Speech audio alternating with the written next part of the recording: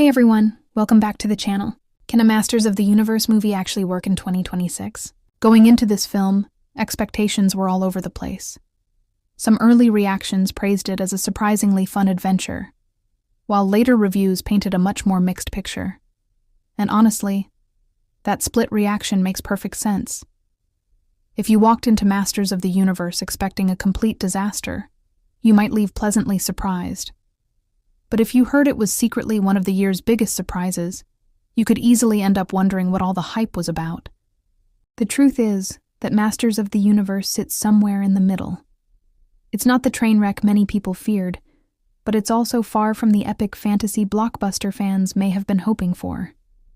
What we get instead is a perfectly watchable movie that occasionally entertains, occasionally frustrates, and ultimately struggles to leave a lasting impression. Directed by Travis Knight, the filmmaker behind the surprisingly successful Bumblebee, this reboot has spent years trapped in development hell.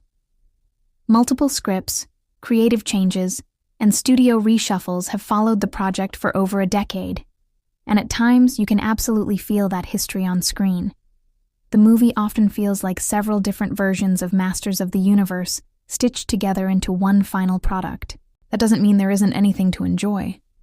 The cast is committed, the action is decent, and longtime fans will appreciate seeing iconic characters like He-Man, Skeletor, and Battle-Cat brought back to the big screen.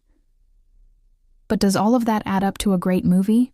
Or is Masters of the Universe simply another example of Hollywood relying on nostalgia instead of telling a truly memorable story? Well, that's exactly what we're going to break down in today's review. Let's talk about everything that works, everything that doesn't, and whether Masters of the Universe is actually worth your time. I'm about 15 years, too young to have grown up with the original He-Man cartoon and toys. Thanks, movie, for making me feel young right as that 20-year-old whippersnapper directing. Backrooms threatened to make me feel old. My experience with the franchise is mostly limited to the countless memes about its campy homoeroticism, as well as N.D. Stevenson's acclaimed She-Ra and the Princesses of Power, which earned praise for being both genuinely great and openly queer. The new Masters of the Universe references some of those memes, and its willingness to embrace camp is honestly where much of the entertainment value comes from. The explanations behind the franchise's famously ridiculous character names are stretched a bit too far, but I still laughed when the warrior known as Fisto talks about fisting. Unfortunately, the movie never commits fully to that energy. While it flirts with the campiness, it stops short of embracing it completely, and Teela's role often feels reduced to little more than serving as Adam's romantic cover.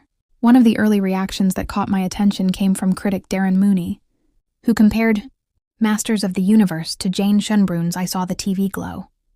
On the surface, I can understand the comparison.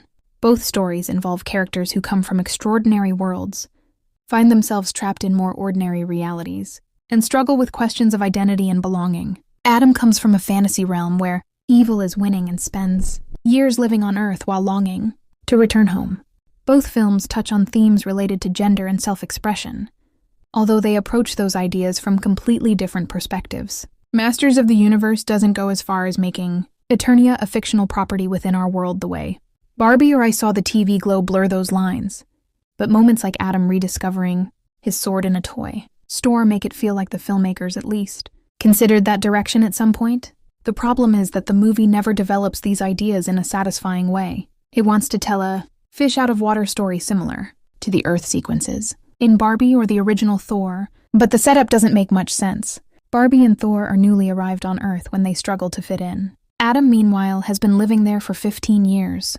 By that point, his origins should either be a closely guarded secret or the source of serious personal conflict. Instead, he's casually telling his life story to women on first dates and somehow maintaining a successful office job despite constantly talking about magical swords and intergalactic adventures. The character's behavior feels inconsistent with the life he's supposedly been living for over a decade.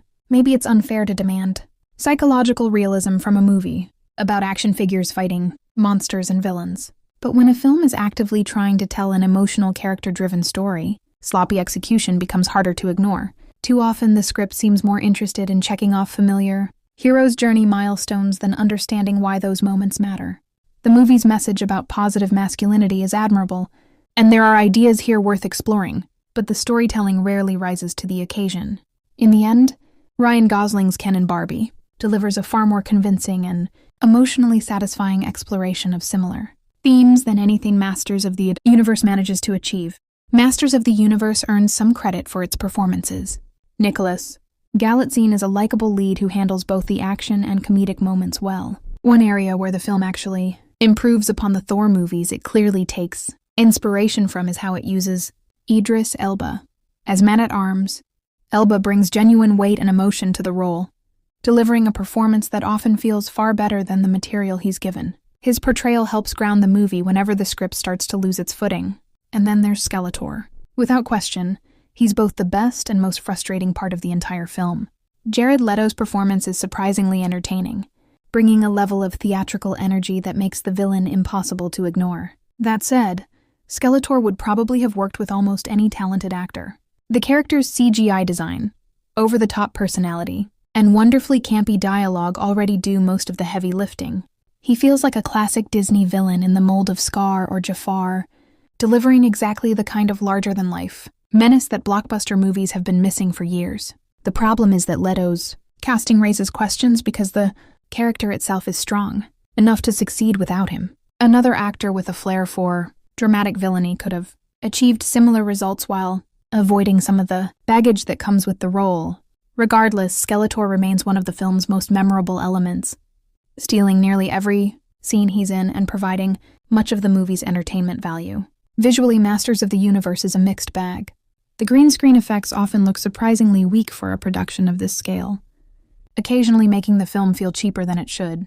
At the same time, there are moments of impressive production design, colorful environments, and action sequences that Travis Knight keeps easy to follow. The film never reaches the visual heights fans may have hoped for, but it isn't without its highlights.